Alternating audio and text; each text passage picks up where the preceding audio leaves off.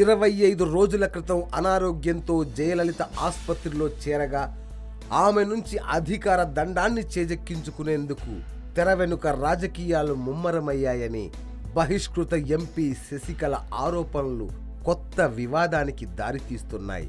జయలలిత దగ్గరే ఉండి ఆమెకు సపర్యలు చేస్తున్న అత్యంత సన్నిహితులే ఈ తరహా యత్నాలకు తెరతీశారని కూడా ఆమె జయ నిచ్చెలి శశికళను టార్గెట్ చేస్తూ ఈ వ్యాఖ్యలు చేశారు.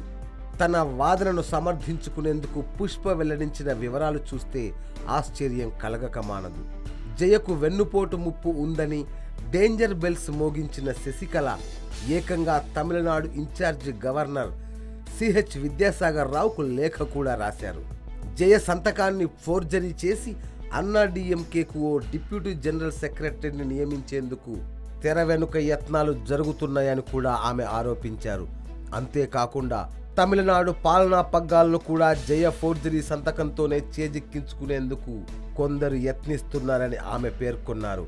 ఇక ఈ కుటిల యత్నాలను అడ్డుకునేందుకు గవర్నర్ తన వద్దకు వచ్చే ఫైళ్లపై ఉన్న జయ సంతకాలను 1కి 2 సార్లు పరిశీలించాలని ఆమె విన్నవించారు. ఈ నెల 8న గవర్నర్కు శశికళ పుష్ప రాసినట్లుగా భావిస్తున్న ఈ లేఖ ప్రస్తుతం తమిళ రాజకీయాల్లో పెను దుమారమే లేపుతోంది. ఇటీవలే ఢిల్లీ ఎయిర్పోర్ట్లో ఓ పురుష ఎంపీని చెంప చెల్లుమనిపించి అమ్మ చేత సస్పెన్షన్ వేటు వేయించుకున్న తమిళ మహిళా ఎంపీ శశికళ పుష్ప వాదన వింటే ఇది నిజమే అనిపించక మానదు.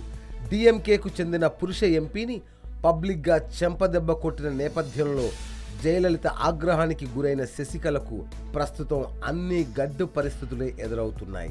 వరుసగా ఆమెపై, ఆమె కుటుంబ సభ్యులపై కేసులు నమోదవుతున్నాయి.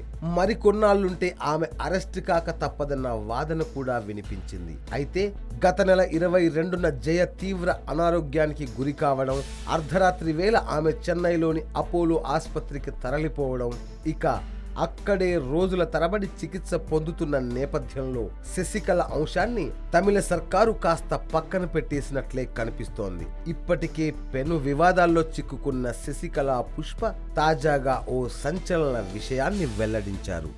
Yo-yo News, Hyderabad.